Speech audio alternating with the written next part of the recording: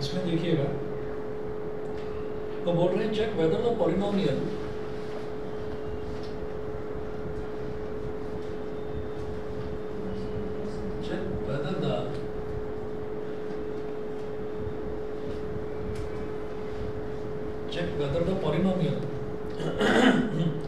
qt is equal to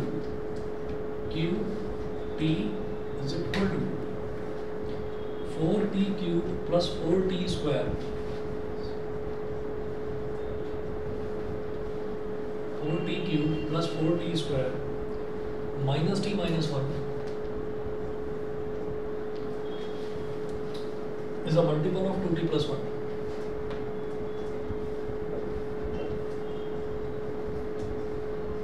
Is a multiple of 2t plus 1. Is a multiple of 2t plus 1. Multiple का मतलब क्या होता है? जैसे मान लीजिए हमसे ये कहा जाए कि 8/2, अगर हमसे ये बोल दिया जाए 8/2, तो इसका मतलब क्या है कि 2 जो है वो 8 को पूरी तरीके से डिवाइड कर देगा.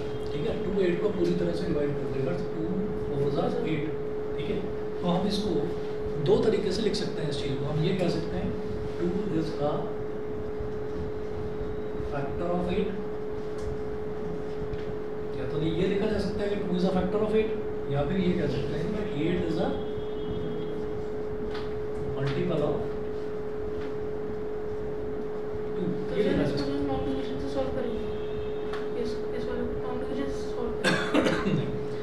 इस पे आप क्या करें, आप वही फैक्टर थ्योरम लगाइए. फैक्टर थ्योरम और रिमाइंडर थ्योरम एक ही बात है.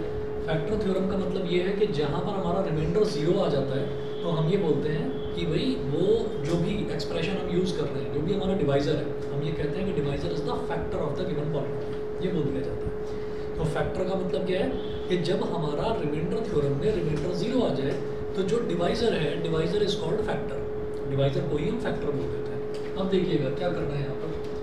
Check whether the polynomial qt, ये वाला polynomial is a multiple of 2t plus 1. तो क्या ये 2t plus 1 का एक मल्टीपल है? तो कैसे चेक करा जाएगा? जैसे ये qt है, हम यहाँ लिखेंगे गिवन पॉलिनोमियल क्या दे रखा है? qt is equal to 4t cube plus 4t square minus t minus 1. अच्छा, जो उसका मल्टीपल ये इतना बड़ा पॉलिनोमियल ये 2t plus 1 का मल्टीपल है या नहीं है, वो चेक करने के लिए मुझे रिमाइंडर थ्योरम या फैक्टर थ्योरम यूज़ करनी पड़ेगी. कैसे करेंगे? हम ये कहेंगे लेट, ये जो नया पॉलिनोमियल दे रखा है तो ये छोटा पॉलिनोमियल है ना, तो इसको हम मान लेंगे rt is equal to 2t plus 1. ठीक है, तो ये जो छोटा पॉलिनोमियल है, छोटे से हम बड़े को डिवाइड करते हैं. छोटे से बड़े को डिवाइड करते हैं, तो जिससे डिवाइड करते हैं दैट इज कॉल्ड डिवाइजर, उसको 0 के बराबर रख देते हैं. तो हम क्या करेंगे, let us put rt is equal to 0. तो ये जो rt है इसको 0 के बराबर रख दिया. तो 2t plus 1 पूरा आंसर 0 आ रहा है. 0 आ रहा है, बिल्कुल ठीक है. तो rt को 0 के बराबर रख दिया, तो 2t इज इक्वल टू क्या हो गया? -1. तो t की वैल्यू कितनी हो गई? -1/2. ये स्मॉल t की वैल्यू आ गई. अब देखिएगा अब क्या करना होगा. अब आपको ये वैल्यू qt में सब्स्टिट्यूट करनी है. Now remainder when qt is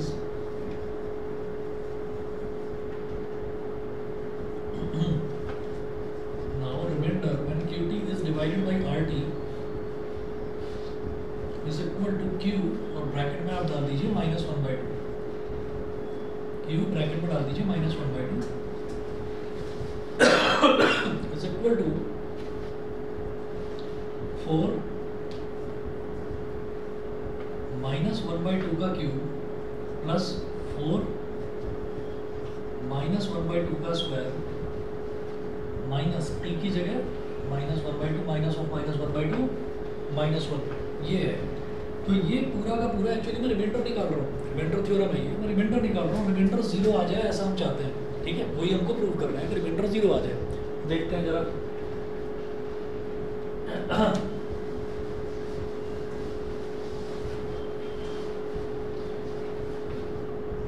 तो देखिएगा ये हो जाएगा 4 इंटू -1/2 का क्यूब। तो जब -1/2 के क्यूब की बात कर रहे हैं तो 4 ऐसे रहेगा, -1 का क्यूब विल बी -1 और 2 का क्यूब विल बी 8, है ना।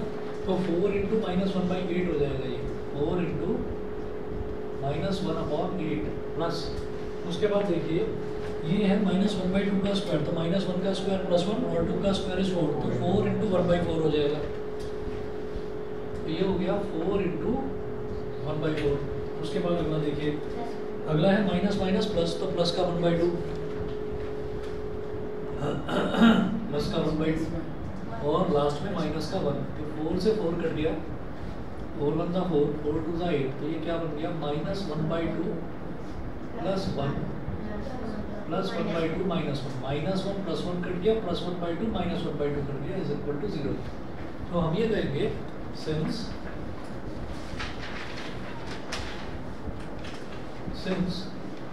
remainder is equal to 0,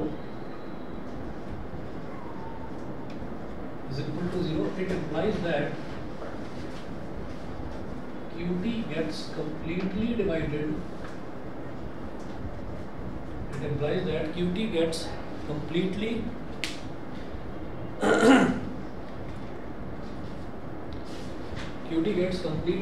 divided by RT. Completely divided by RT. That is 2t plus 1 is a factor of QT or QT is a multiple of 2t plus 1. QT is a multiple of 2t plus 1, कि QT जो है वो 2t plus 1 का multiple हो जाएगा। ठीक है भाई, क्लियर? हाँ, तो यही चीज़ प्रूव करनी थी कि आप चेक करिए कि क्या ये 2t plus 1 का मल्टीपल तो नहीं है कहीं, ये बड़ा पॉलिनोमियल। ठीक है, ये करना था। अच्छा जी, ये एग्जाम्पल नंबर 10 था। उसके बाद एक्सरसाइज 2.3 है। एक्सरसाइज 2.3 में केवल 3 क्वेश्चन दे रखे हैं। अब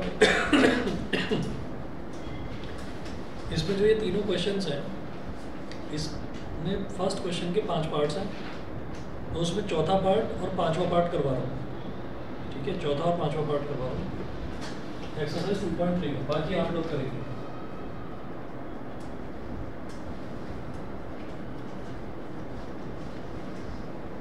एक्सरसाइज 2.3 का क्वेश्चन नंबर 1 का 4th पार्ट है।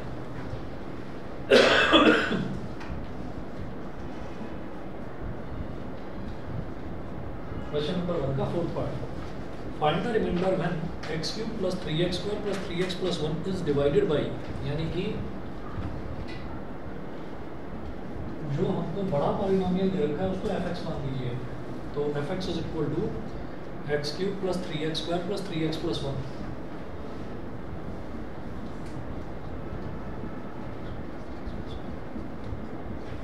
x³ + 3x² + 3x + 1, तो बड़े वाले पॉलिनोमियल को हमने fx मान लिया। और 4th पार्ट में वो बोल रहे हैं कि आपको इसको किससे डिवाइड करना है, x + π से, और फिर रिमाइंडर फाइंड आउट करना है। तो उसको आप gx मान लीजिए, and gx is equal to x + π। तो gx क्या हो गया, x + π। फिर क्या करना होता है, इन्होंने तो सिर्फ रिमाइंडर फाइंड आउट करने के लिए बोला है ना।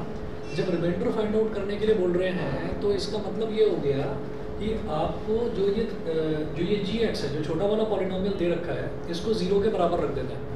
इसको 0 के बराबर रख देना। 0 के बराबर मतलब बोला नहीं है ना कि लॉन्ग डिवीजन से करना है, रिमाइंडर थ्योरम से। रिमाइंडर थ्योरम से करिए, ठीक है, रिमाइंडर थ्योरम से करिए। तो क्या हो जाएगा देखिएगा, let us put gx is equal to 0। ये जो gx है, gx को 0 के बराबर रख दीजिए। तो gx कितना है, x + y is equal to 0। तो यहाँ से x की वैल्यू कितनी आ गई? Minus pi. x की वैल्यू माइनस पाई आ गई। अब क्या करेंगे? अब इस वैल्यू को रखना होगा fx में, ठीक है। So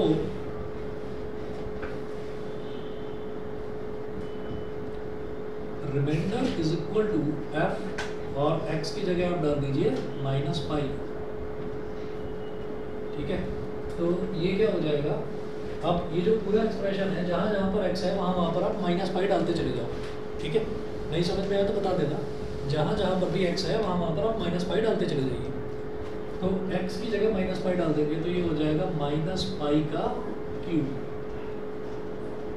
plus 3x square. x की जगह फिर से माइनस पाई डालेंगे तो माइनस पाई का square plus 3 into minus pi और प्लस 1, ये हो गया। अब माइनस पाई का क्यूब, किसी भी नेगेटिव नंबर का क्यूब क्या होता है? नेगेटिव ही होता है।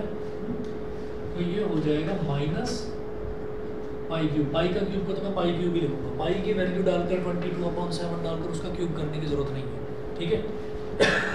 जब इन्होंने आपको gx पाई की टर्म्स में ही दे रखा है तो आप रिजल्ट भी पाई की टर्म्स में निकालिए। वो एक्सपेक्ट नहीं करता आपसे कि पाई की वैल्यू आप 22/7 यहाँ पर लिखिए, क्योंकि यहाँ पर उन्होंने पाई को पाई ही लिखा है, ठीक है। अब आगे चलते हैं। ये हो गया माइनस पाई का प्लस 3 माइनस पाई का स्क्वायर मतलब पाई का स्क्वायर। माइनस का स्क्वायर तो पॉजिटिव ही होता है, तो 3 पाई स्क्वायर और plus 3 into minus pi minus 3 pi plus 1, इतना हो गया, ठीक है। बस हो गया, ठीक है। और क्या सिंप्लीफाई करेंगे इसको? क्लियर है? ठीक। अच्छा, अब इसी तरीके से इसका फिफ्थ पार्ट देखिएगा। दोबारा देखो, हमें एक पॉलिनोमियल दे रखा है fx = x³ + 3x² + 3x + 1। एक पॉलिनोमियल ये दे रखा है। अब वो कह रहे हैं कि इस पॉलिनोमियल को अगर x + पाई से डिवाइड करेंगे तो रिमाइंडर कितना आएगा? तो जिससे डिवाइड करते हैं उसको डिवाइजर बोलते हैं। हमें डिवाइजर को 0 के बराबर रख देना है। तो डिवाइजर है gx, मैंने gx को 0 के बराबर रख दिया। तो gx क्या है? x + पाई। x + पाई = 0, यानी कि x की वैल्यू क्या आ गई? Minus pi. x की वैल्यू माइनस पाई आ गई। अब ये जो x की वैल्यू माइनस पाई आई है, इसको ओरिजिनल वाला जो बड़ा वाला जो पॉलिनोमियल है उसमें सब्स्टिट्यूट कर दिए, खत्म। जो आएगा वही रिमाइंडर है, ठीक है। तो हमने क्या करा? f x की जगह डाल दिया minus pi. f minus pi क्या हो गया? माइनस पाई का cube plus 3 into x square, तो 3 इंटू माइनस पाई का स्क्वायर प्लस 3 इंटू एक्स, तो 3 इंटू माइनस पाई और प्लस 1, ये हो गया, ठीक है। अब देखिए माइनस पाई का क्यूब क्या हो जाएगा? Minus pi cube. ऐसा क्यों? आप ये देखिए minus pi into minus pi into minus pi, जब ऐसे करेंगे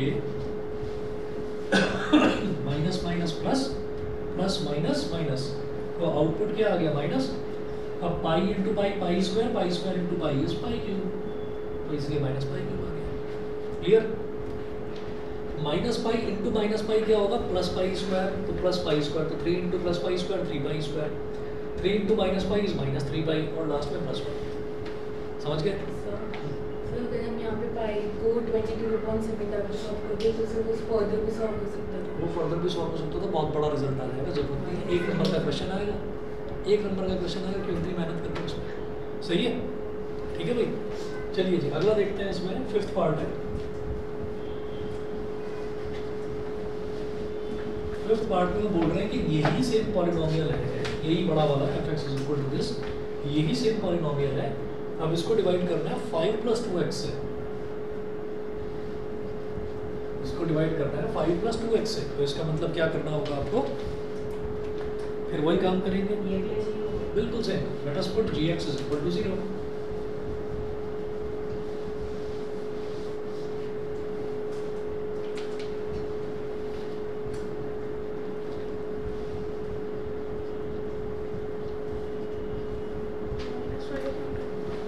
हाँ जी, तो 5 + 2x = 0। तो यहाँ से क्या हो गया? 2x = -5, तो x की वैल्यू कितनी आ गई? -5/2। ये x की वैल्यू आ गई। अब रिमाइंडर क्या आएगा?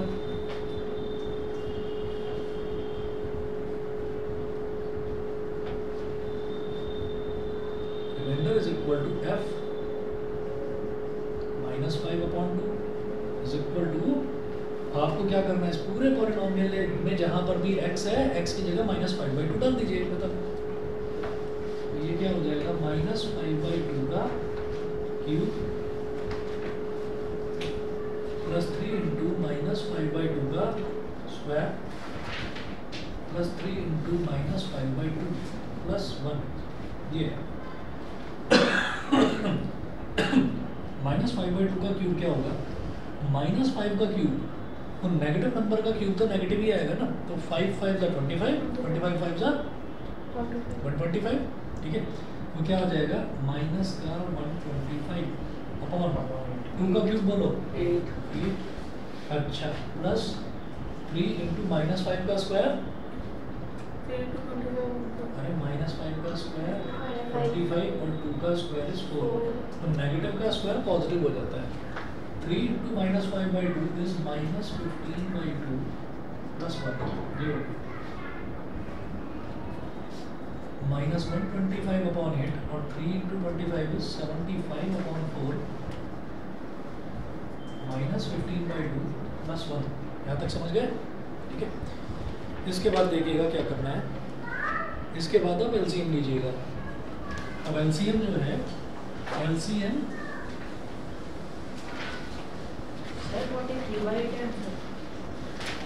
ऐसा अभी देखता हूँ, उसमें पीछे डायरेक्टर होता है ना आंसर, अभी देखता हूँ।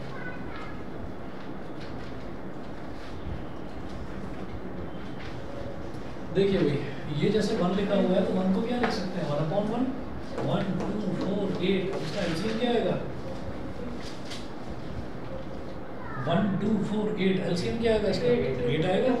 यहाँ नीचे लिखिएगा 8। कितना आ रहा है? -3। अभी देखता हूँ। देखिए यहाँ तो 8 ही है ना, तो ऊपर वाला टर्म तो ये एज इट इज आ जाएगा -125, -125 आ गया। उसके बाद यहाँ पर 4 है, तो 4 2 ज़ा 8, तो 2 75 ज़ा 150,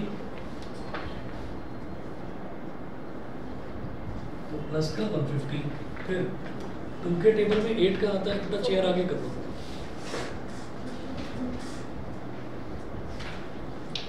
तो 2 के टेबल में 8 का आएगा 2 4 ज़ा 8 और 4 इंटू 15 कितना हो गया? 60, -60 प्लस 8।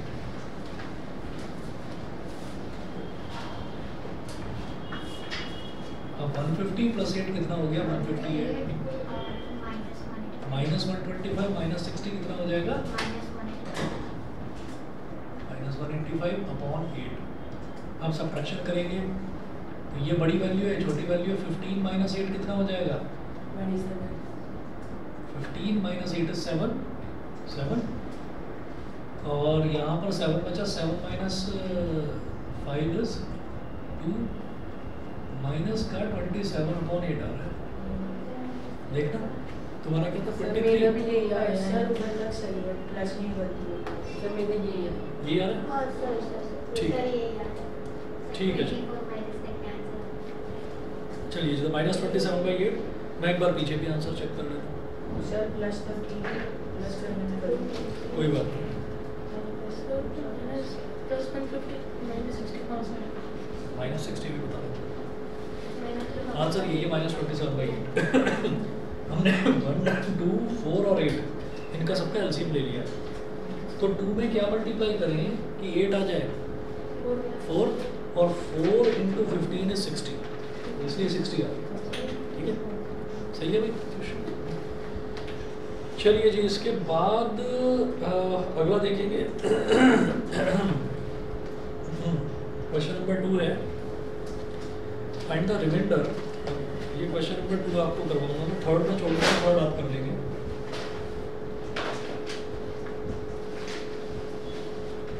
क्वेश्चन 2 दे रखा है, 2 में है find the remainder when x³ minus ax²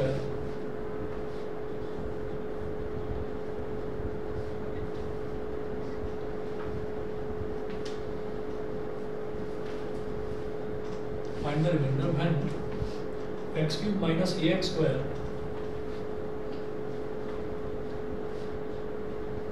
and x³ minus ax² plus 6x minus a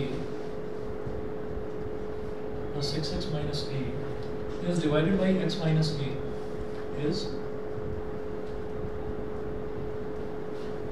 divided by x minus a। इसका मतलब क्या है कि यहाँ पर ये जो है इसमें भी इन्होंने कुछ बोला नहीं है लॉन्ग डिवीजन या रिमाइंडर थ्योरम। तो ज़्यादा आसान तरीका क्या है, रिमाइंडर थ्योरम से करिए, सीधा सीधा रिमाइंडर थ्योरम से करिए। तो आप क्या करोगे उसके लिए, जो बड़ा पॉलिनोमियल दे रखा है उसको fx मान लो, और जो छोटा पॉलिनोमियल है जिससे डिवाइड किया जाता है उसको gx मान लो। तो late fx is equal to x cube minus ax square plus 6x minus a and gx is equal to x minus a। ठीक है,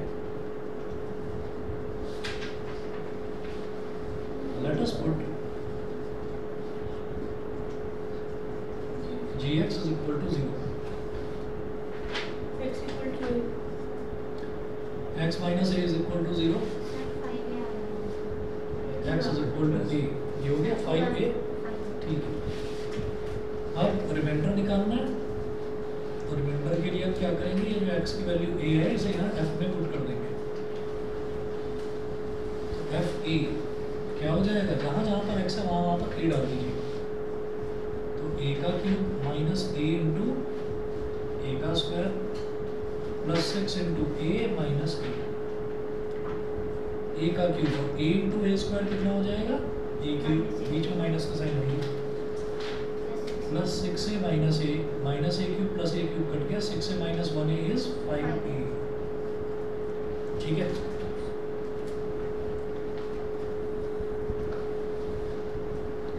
उसके बाद देखिएगा एक्सरसाइज में फिर बाकी का, जैसे क्वेश्चन नंबर 1 है, क्वेश्चन नंबर 1 का मैंने 4th और 5th पार्ट करा है, 1st 2nd 3rd आप अपने आप करना। क्वेश्चन नंबर 2 हमने कर लिया, और क्वेश्चन नंबर 3 है वो वही है कि भाई आपको इन्होंने बोला check whether 7 + 3x is a factor of 3x cube plus 7x। तो वो फैक्टर है नहीं, वो कैसे पता चलेगा, अगर रिमाइंडर 0 आ गया तो हम कहेंगे फैक्टर है, रिमाइंडर 0 नहीं आया तो हम कहेंगे फैक्टर नहीं है। बस ये करना है जो अभी इससे पहले वाले एग्जाम्पल में देखा ना वैसे। ठीक है, तो मैं छोड़ रहा हूँ, आप करिएगा इसको। उसके बाद अगला टॉपिक है आपका factorisation of polynomials.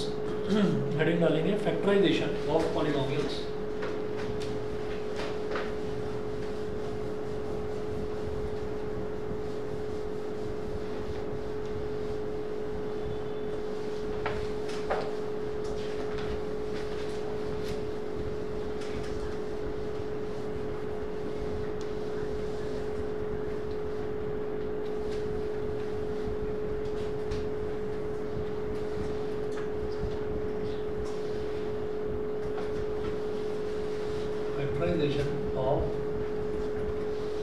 Factorization of polynomials।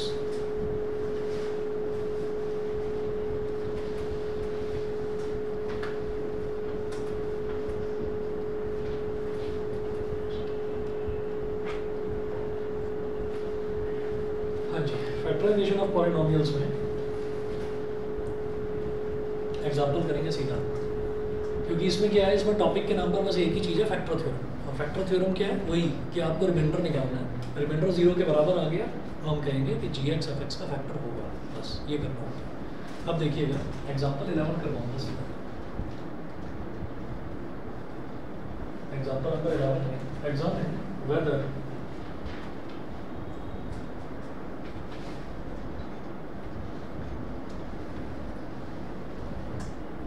examine whether x plus 2 is a factor of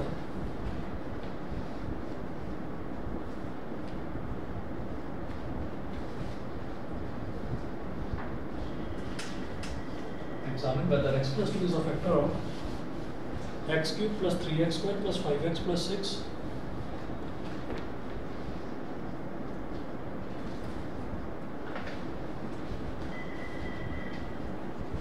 plus 5x plus 6 and of 2x plus 4.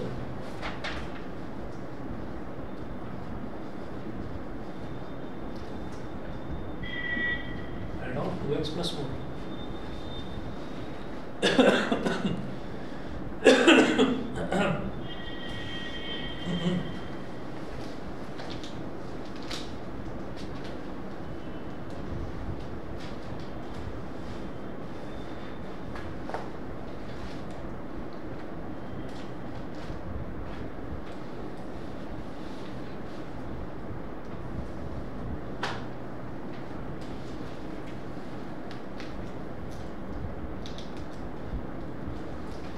तो देखिएगा, अब हमें ये एग्जामिन करना है कि x प्लस 2 इस वाले बड़े वाले पॉलिनोमियल का फैक्टर है या इसका फैक्टर है, किसका फैक्टर या दोनों का फैक्टर, ये देखना।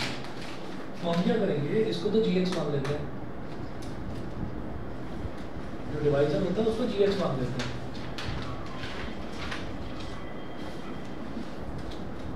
तो let gx is equal to x plus 2 and fx is equal to x cube plus 3x square plus 5x plus 6 and hx is equal to 2x plus 4। दोनों के केस में 0 आ रहा है, ठीक है, तो दोनों का फैक्टर है, ठीक है। अच्छा, तो देखिएगा कि लेट अस पुट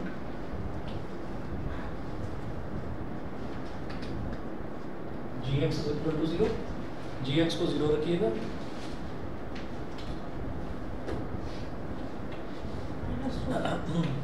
ठीक है।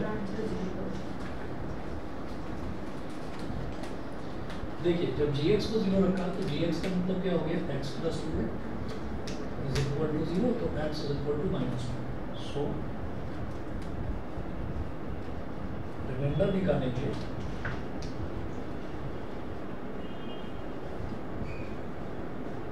f-2, ये क्या हो जाएगा,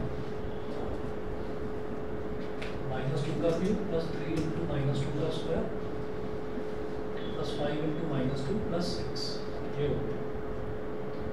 तो -2 का क्यूब इज -8, -2 का स्क्वायर इज 4, 4 3 is 12, और 5 इंटू -2 इज -10 प्लस 6, ये हो गया। -8 -10 कितना हो गया, -18, और 12 प्लस 6 कितना हो गया, +18, प्लस 18 माइनस 18 हो गया रिमाइंडर 0। इस केस में रिमाइंडर 0। सिमिलरली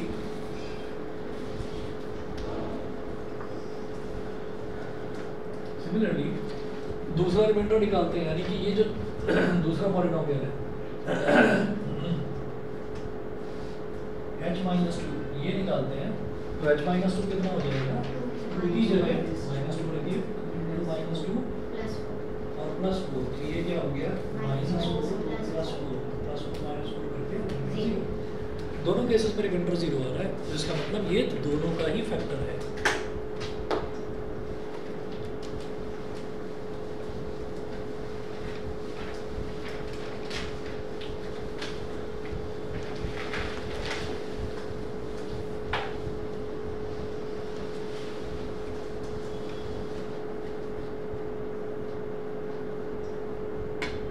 लिखिएगा since reminder is 0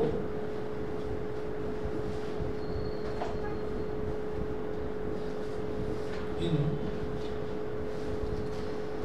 both the cases, since remainder is 0 in both the cases, so x plus 2 is a factor of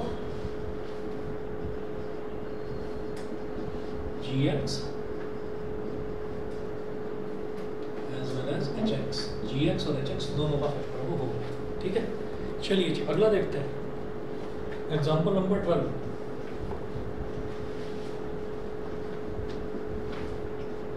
example 12 में है, find the value of k if x minus 1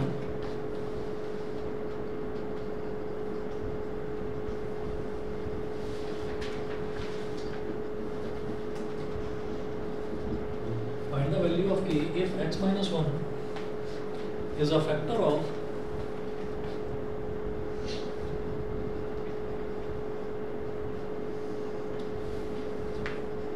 x minus 1 is a factor of 4x cube plus 3x square minus 4x plus k।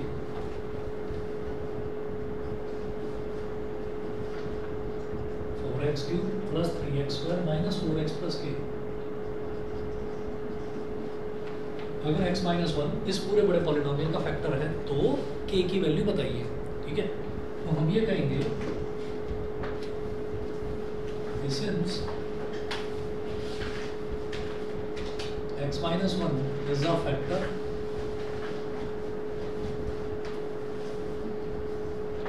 Of F x क्या है, ये बड़ा जो polynomial दे रखा होता है उसको एफ एक्स मान लेते हैं। तो f x is equal to क्या है 4x cube plus 3x square minus 4x plus k।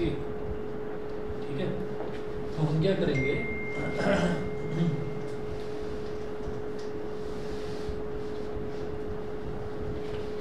Late us put इसको gx नहीं माना इस बार हमने, कोई बात नहीं। तो जिससे डिवाइड कर रहे हैं बस उसी को 0 के बराबर रखना होता है। तो x minus 1 is equal to 0, x is equal to 1। ठीक है, सिंस x माइनस 1 k की वैल्यू बताओ -3। Since x minus 1 is a factor, therefore x minus 1 को 0 रखकर x की वैल्यू 1 आ गई। therefore f1 is equal to 0, क्योंकि वो उसका फैक्टर है तो रिमाइंडर 0 ही आएगा। रिमाइंडर कैसे आता है, ये जो fx जो बड़ा पॉलिनोमियल है इसमें x की जगह 1 डाल दीजिए तो जो पूरा टर्म आता है वो रिमाइंडर ही आता है। तो रिमाइंडर हमारा 0 के बराबर आएगा ही आएगा, क्योंकि वो दे रखा है कि वो उसका फैक्टर है। ठीक, फिर क्या करेंगे अब f1 कैसे निकलेगा, इस पूरे एक्सप्रेशन में जहाँ जहाँ पर x है वहाँ पर 1 डाल दीजिए। 4 इंटू 1 का क्यूब प्लस 3 इंटू 1 का square minus 4 into 1 plus k is equal to 0। 1 का क्यूब का मतलब 1 हो गया, 1 इंटू 4 इज 4, 3 इंटू 1 इज 3, ये हो गया -4 plus k is equal to 0। -4 plus 4 cancel out हो गया, 3 plus k is equal to 0, तो k की वैल्यू हो गई -3, k की वैल्यू -3 होगी। बताइए, क्लियर? ठीक है भाई। उसके बाद देखिएगा सर k की वैल्यू -3 कैसे होगी? अच्छा, ये आया था 3 plus k is equal to 0, plus 3 को उधर ले जाएंगे तो -3 हो जाएगा, तो k इज इक्वल टू -3 ऐसा होगा। ठीक है, अगला एग्जांपल देखेंगे। प्रियांशी यहाँ तक क्लियर है? ठीक है, आगे चलेंगे। Example number 13।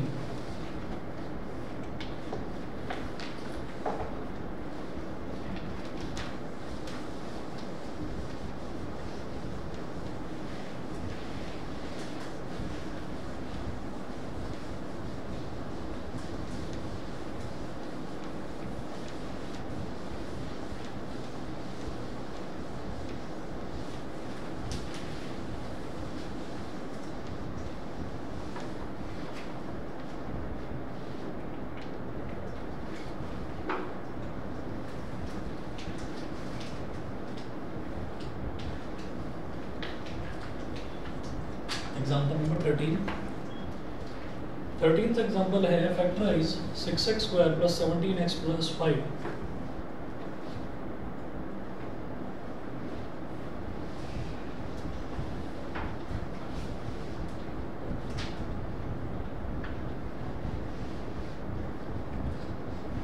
x plus 5 by splitting the middle term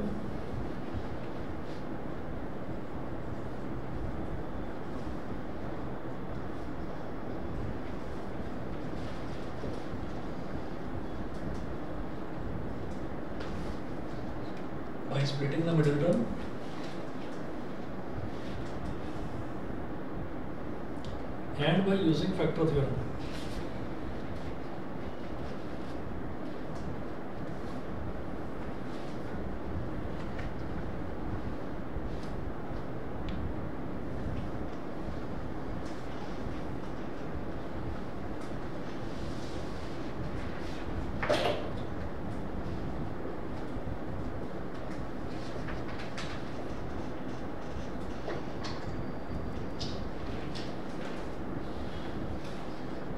by splitting the middle term and by using factor theorem. ठीक है, देखिएगा अब इसमें आपको क्या करना है, factorise by splitting the middle term. Mid term splitting आती है सबको? Yes, sir. Mid term splitting, तो मिड टर्म स्प्लिटिंग से कैसे करना है देखिएगा।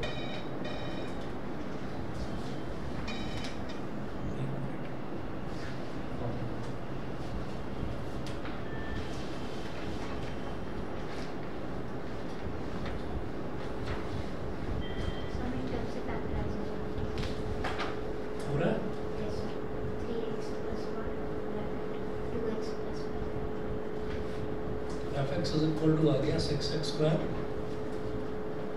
Plus 17x plus 5।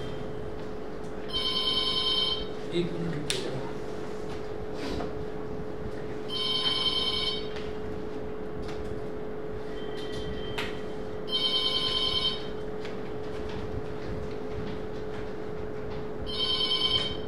हेलो जी, कौन? मेरी बात करो। हेलो, आपका नाम क्या है? अच्छा अच्छा, ठीक है ठीक है। हाँ जी, भेज दीजिए भेज दीजिए। भैया जी, तुम्हें कोई लेने आता है क्या? कौन?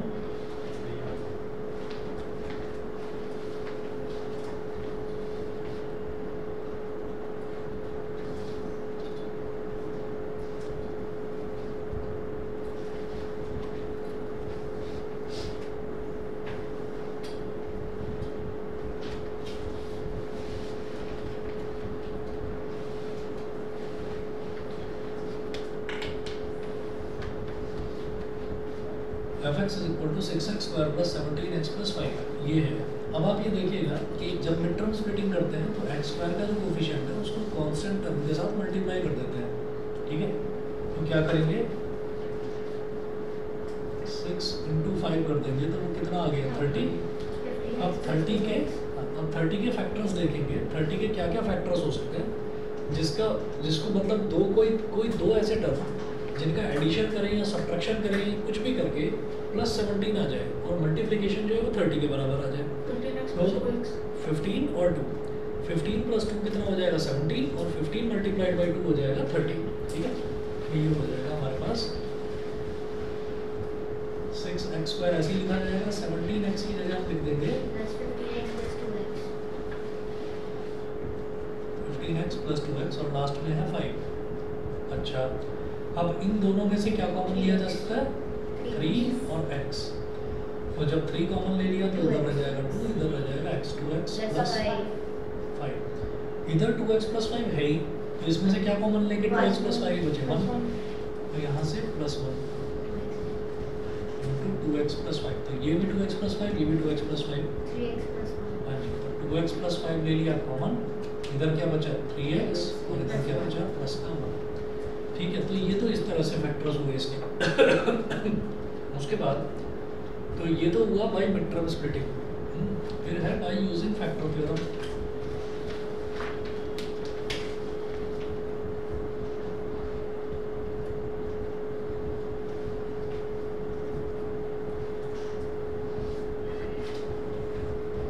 By using factor theorem. तो जब फैक्टर थ्योरम की बात करते हैं तो फैक्टर थ्योरम में आपको किस तरीके से करना होगा ये देखिएगा। हम इसमें ऐसा करेंगे कि जो भी हमारे पास नंबर आएगा, जैसे ये पूरा का पूरा एक्सप्रेशन दे रखा है,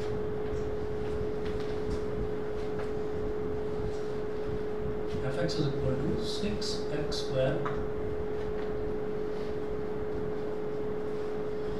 + 17x + 1। अच्छा, एक बात बताइए, ये सबको क्लियर है कि मतलब जैसे 6x² + 15x है तो इसमें से मैंने 3 कॉमन लिया, ये सभी को समझ में आ गया। इधर x² है, इधर x है, कॉमन ले लिया, समझ में आ रहा है कि अगर x² है और x है तो x कॉमन लिया जा सकता है।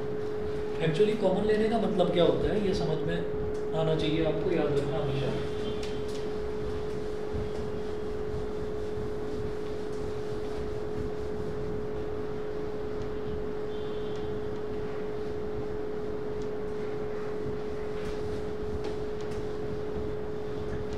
कॉमन लेने का मतलब ये होता है कि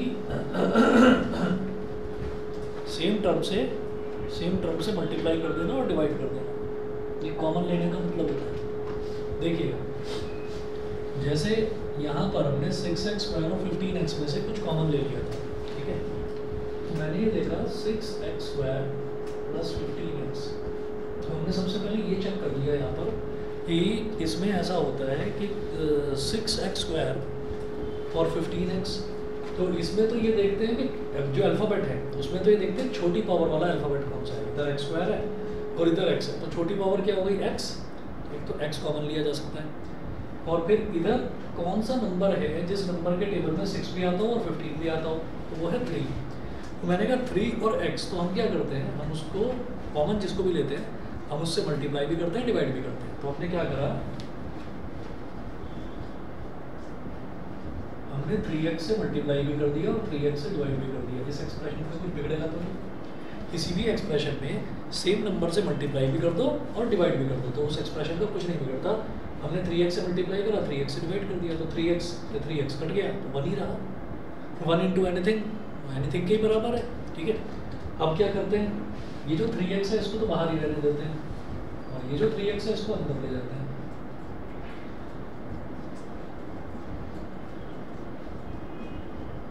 करा जा सकते हैं ऐसे भी, ठीक है। फिर ये 3x है तो कितना आएगा, और इस 3x को स्प्लिट कर दो ऐसे 6x square upon 3x, 15x upon 3x कर दिया।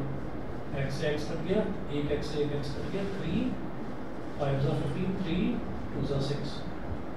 तो इस तरह से आपके पास आ गया 3 इंटू 2x प्लस 5, ठीक है। तो कॉमन लेने का मतलब ये होता है कि हम सेम टर्म से, जो टर्म हम कॉमन ले रहे हैं, हम पूरे एक्सप्रेशन को उस टर्म से मल्टीप्लाई भी कर रहे हैं और हम उसी टर्म से पूरे एक्सप्रेशन को डिवाइड भी कर रहे हैं। इसका मतलब ये होता है। ये मैं अब आपको क्यों समझा रहा हूँ, देखिएगा फैक्टर थ्योरम से अगर किसी भी टर्म के फैक्टर्स निकालने के लिए बोला जाए और ये कहा जाए कि फैक्टर थ्योरम से निकालो, तो कैसे निकालेंगे। ऐसा होता है कि हम ज़बरदस्ती हम ये चाहेंगे कि ये जो एक्स स्क्वायर है, एक्स स्क्वायर का कोफिशिएंट ना रहे कुछ भी। एक्स स्क्वायर का कोफिशिएंट क्या है 6, तो इसका मतलब क्या है कि मैं 6 कॉमन ले लूँगा। अभी 6 कॉमन लिया नहीं जा सकता, क्या तीनों टर्म्स में से लिया जा सकता है 6 कॉमन? नहीं लिया जा सकता। तो फिर क्या करेंगे, 6 लिख दिया बाहर, 6x square upon 6 plus 17x upon 6 plus 5 upon 6। समझ गए? कॉमन लेने का मतलब क्या है कि जो टर्म मैं कॉमन लेना चाहता हूँ उसको लिख दिया बाहर और उसी टर्म से तीनों को डिवाइड कर दिया। जो टर्म मैं कॉमन लेना चाहता हूँ 3x, उसको लिख दिया बाहर और 3x से अंदर वाले को हमने डिवाइड कर दिया। मेरी बात समझ गए? ठीक है। तो मैंने वो काम करा है यहाँ पर, क्योंकि मैं ये चाहता हूँ, वो फैक्टर थ्योरम में मैं ये चाहता हूँ कि एक्स स्क्वायर जो है उसका कोफिशिएंट 1 बन जाए, और वो 1 बन गया। कैसे? 6 से 6 कट गया, ये हो गया 6 और ब्रैकेट में x square plus 17 upon x, 6 into x plus 5 upon 6। ये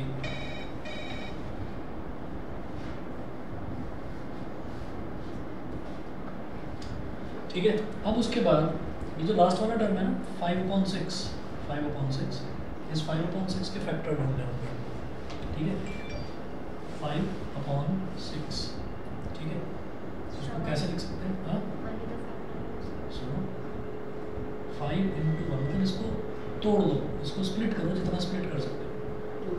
5 तो प्राइम नंबर है, इसको तो स्प्लिट क्या करा जा सकता है, तो ये क्या हो गया 2 इंटू 3, ये हो गया। अब मैं क्या कर सकता हूँ,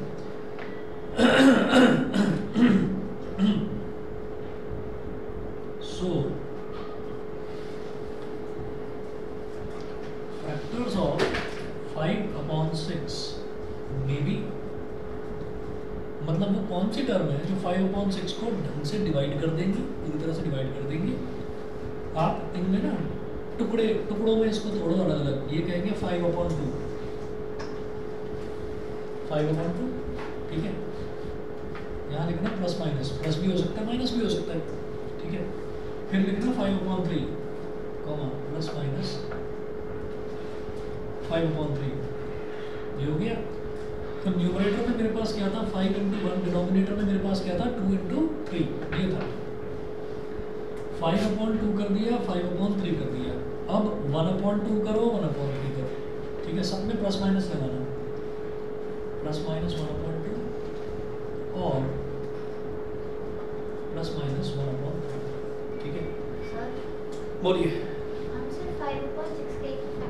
5/6 के ही क्यों कर रहे हैं, यहाँ पर सिर्फ 30 के क्यों कर रहे थे।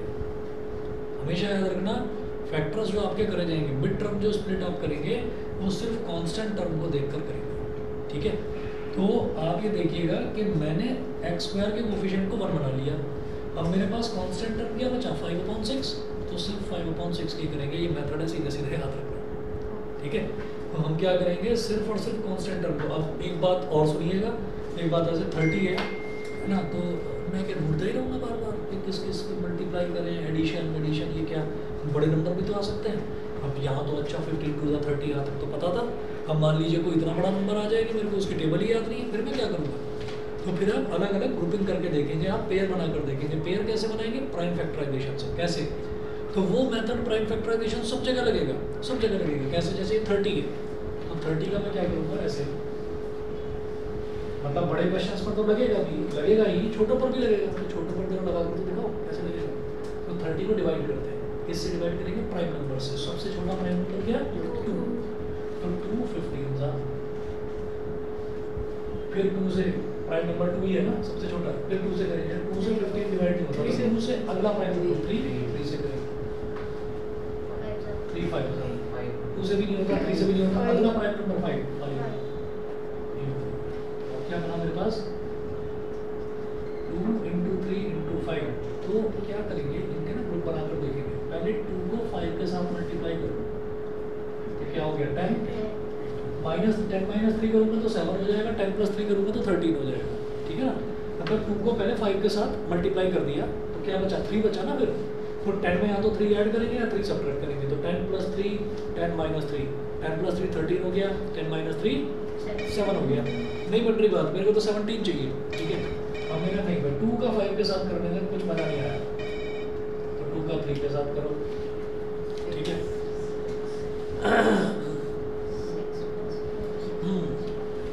6, ठीक है। तो 6 + 5 11, 6 - 5 is 1।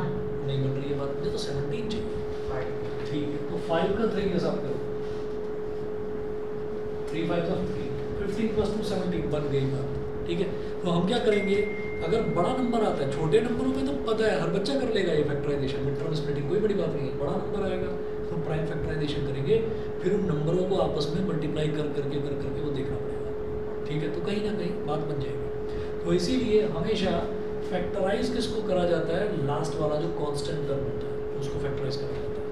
तो अब हमारे पास ये आ गए ±5/2 ±5/3। फिर क्या करना है, तो फैक्टर थ्योरम जो है, फैक्टर थ्योरम से फैक्टराइजेशन करना बहुत लंबा मेथड है, बेकार मेथड है, बकवास है। सबसे अच्छा यही है मिड टर्म स्प्लिटिंग। लेकिन अगर दे दिया फैक्टर थ्योरम तो भाई फिर करके दिखाना पड़ेगा, ठीक। तो देखिएगा कैसे करेंगे इसको।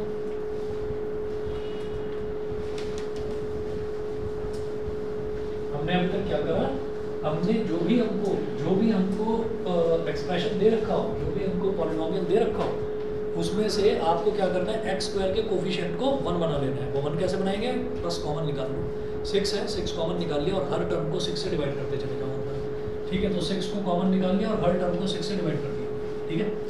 अच्छा, अब 5/6 के फैक्टर्स ऐसे करें, पहले 5 को फिक्स करा, 5/2 5/3 5/2 5/3, फिर 1 को फिक्स करा, 1/2 1/3, ये कर दिया, ठीक है। प्लस माइनस सबके आगे लगा दिया। अब मैं ये कहूँगा कि if x is equal to plus का 5/2, अगर x प्लस का 5/2 है तो क्या होगा, इस पॉलिनोमियल पे डालकर देखो fx में, then f 5/2 क्या बन जाएगा, 6 × 5/2 का स्क्वायर, 6 × 5/2 का square plus 17 × 5/2 plus 5, 25/4 plus 17 5 35/2 plus 85 75 85/2 plus 5, 2 3 6 2 2 4, 75/2 plus 85/2 plus 5। हाँ जी, 75 प्लस 85 कितना हो गया, 160, 160/2 प्लस 5,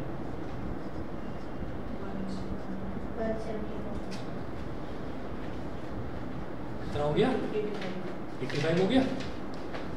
एलसीएम लेकर करा होगा 170/2, तो वो भी तो 85 ही आएगा। ठीक है, नहीं बात नहीं बनी, नॉट इक्वल टू 0, ड्रॉप कर दो इसको, नहीं बनी बात। तो मैंने क्या करा, मैंने सबसे पहले उसको +5/2 लिया, नहीं बनी बात। अब मैं -5/2 लूँगा, लिखेंगे if x is equal to -5/2। हाँ जी 75 और 85 सर +5 भी तो करेंगे। कर दिया, 80 + 5 85। तो x इज इक्वल टू -5/2 मैंने प्लस का 5/2 चेक कर लिया, माइनस का 5/2 चेक कर लिया। तो x इज इक्वल टू -5/2 रखेंगे इसमें, f -5/2 क्या हो जाएगा, 6 इंटू -5/2 प्लस 17 इंटू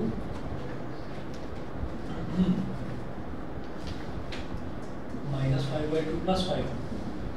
ठीक है, 6 इंटू -5 का स्क्वायर इज 25, 2 का स्क्वायर इज 4, माइनस का 85 का +5।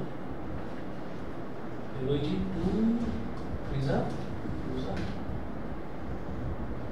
75/2 -85/2 + 5। 75 - 85 इज -10/2 + 5। क्या बन गया, -5 + 5 कट गया, रिजल्ट क्या आया 0। तो yes x is equal to -5/2। हाँ, तो x इज इक्वल टू -5/2 इसका एक रूट है, ये कहते हैं कि ये इसका एक रूट है।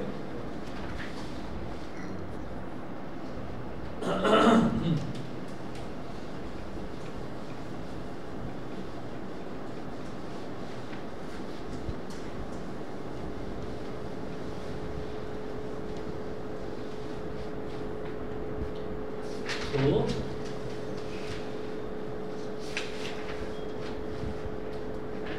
x is equal to -5/2 is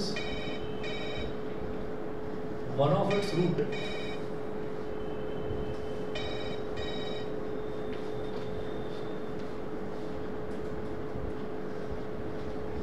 Is one of its root. ठीक है, तो 2 को इधर ले आओ, 2x is equal to -5, 2x + 5 is equal to 0 is a factor. तो वो इज इक्वल टू 0 नहीं लिखा जाता, 2x + 5 बस उसका एक फैक्टर है, और वो हमको मिड टर्म स्प्लिटिंग से भी दिखाई दे रहा था कि 2x + 5 उसका एक फैक्टर है। ठीक है, तो एक फैक्टर तो 2x + 5 आ गया, पहली चीज़। अब इसी तरीके से प्लस का 5/3 चेक करेंगे, माइनस का 5/3 चेक करेंगे, हम तो पागल हो जाएंगे करते करते।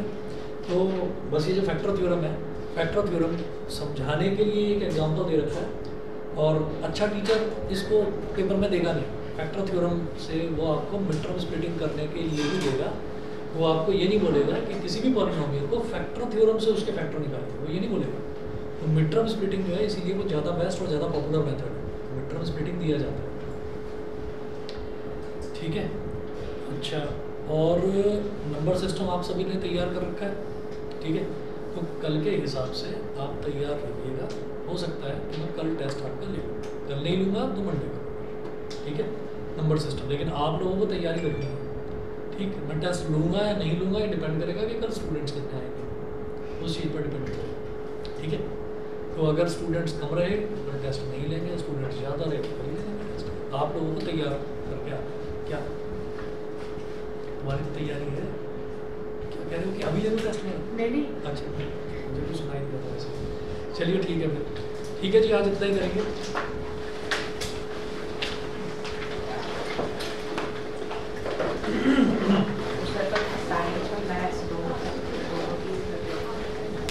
वो मैं ग्रुप पर डाल दूँगा जैसा भी होगा। आप लोगों को क्या करना है कि मैथ्स का नंबर सिस्टम प्रिपेयर करके आना है, और साइंस की नोटबुक लेकर आनी है। पढ़ाऊँगा तो साइंस पढ़ाऊँगा, नहीं तो मैथ्स का test. Good evening good evening. Okay, good evening. Good evening.